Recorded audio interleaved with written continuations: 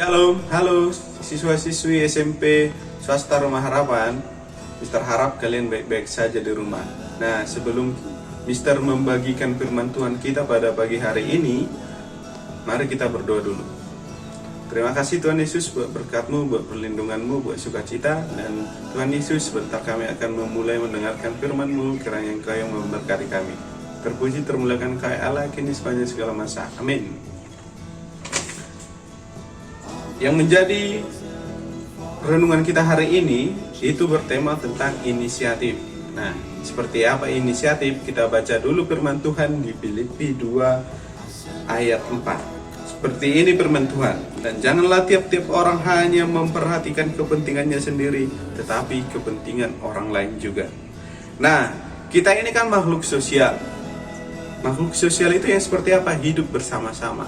Dalam hidup yang bersama-sama perlu ada dua aturan yang harus kita tahu. Yang pertama, bukan hanya kita, bukan hanya hidup kita. Dan yang kedua, kita perlu bersosialisasi dengan orang lain.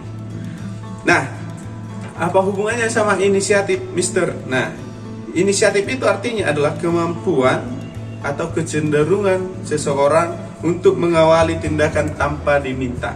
Artinya di sini kamu mempunyai rasa, kamu mempunyai kemampuan untuk melakukan sesuatu tanpa diminta dan tanpa ada aturan yang mengatur kamu untuk melakukan hal tersebut. Nah, dalam inisiatif, yang pertama, dalam hidup yang bersama tadi, bagaimana kita bersosialisasi dengan yang lainnya. Yang pertama yang kita lakukan adalah jangan pernah egois. Kan dikatakan di ayat firman Tuhan tadi kan di Filipi, bahwa jangan hanya memperhatikan kepentingan diri sendiri. Jangan pernah hanya melihat, oh ini ya yang aku inginkan, tetapi lihat dulu kepentingan orang lain. Makanya Mister katakan jangan pernah egois.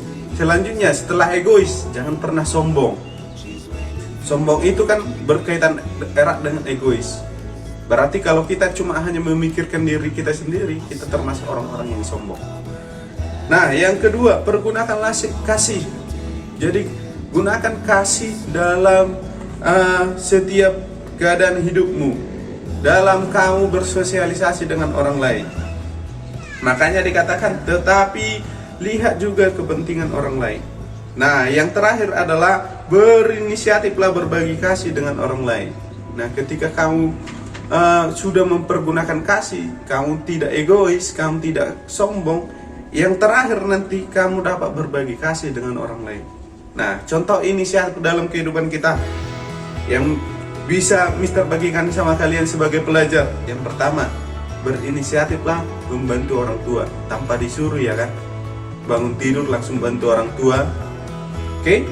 Yang kedua adalah berinisiatif untuk belajar tanpa disuruh orang tua. Memang kita masih diawasi orang tua, harus diawasi oleh guru, tetapi inisiatiflah untuk memulai.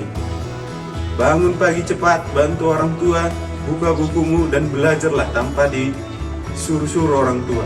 Karena kita sudah SMP dan kita sudah mendengarkan tadi khotbah inisiatif. Yang terakhir, menolong orang yang kesusahan, membantu.